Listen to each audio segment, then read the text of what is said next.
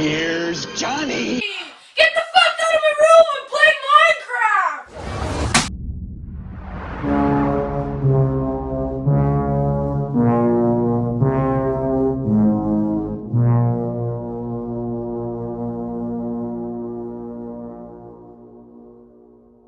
Come play with me, Daddy, forever and ever.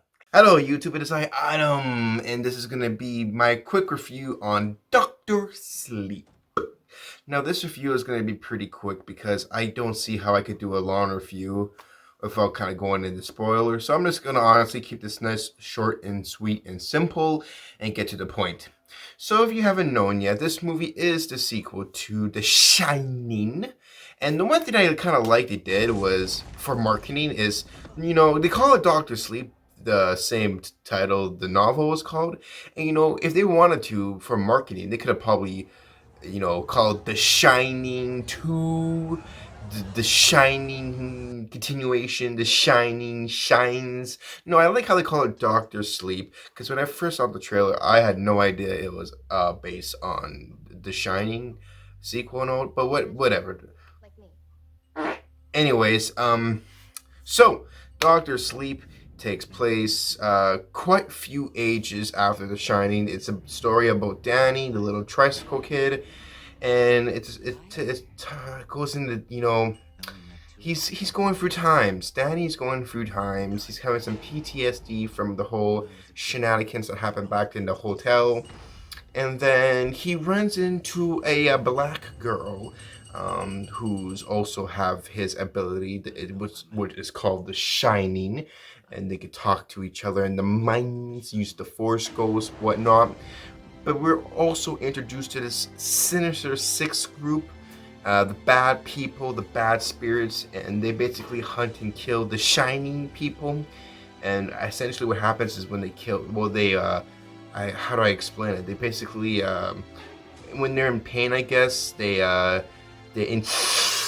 inhale the I guess the spirit coming out of them. I haven't read the book, so please forgive me already. But yeah, the Sinister Six bad people, they're out to kill the Shining people because they want to live forever. Essentially, I guess when they kill them and suck their spirit, they are extending life form so they can live forever. To BH, I don't know who would want to do that. I don't want to live on this planet forever. I already want to die. JK. But no, anywho, who wants to do that? So anyways, that's essentially the first two acts of this film. Is the Sinister Six are hunting the Shining people, and then Danny and the black girl come up with this master genius IQ 300 plan to kill them.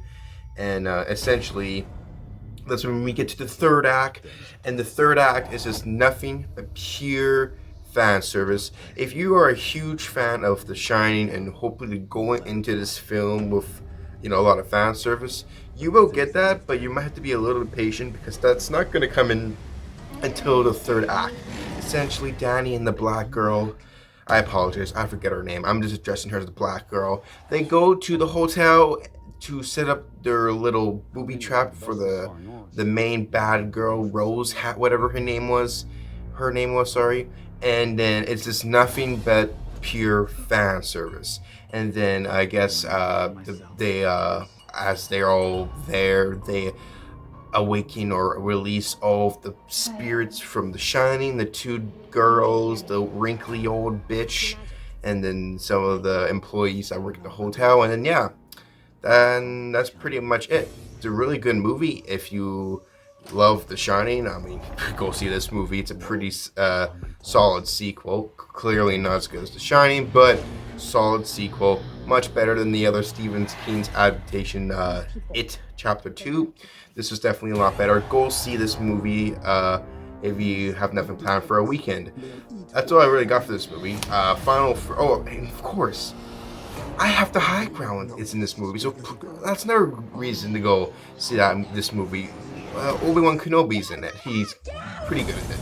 Anywho, I'm going to skip the chit-chattering. Final verdict, I will give it an 8 out of 10. Solid 8 out of 10. I mean, we could go for a 9, but I think 8 out of 10 is a reasonable score for this movie. That's all I got. Thanks for watching this review. I hope I did an okay job. Thanks for watching. Go see Dr. Sleep. Go fade aside.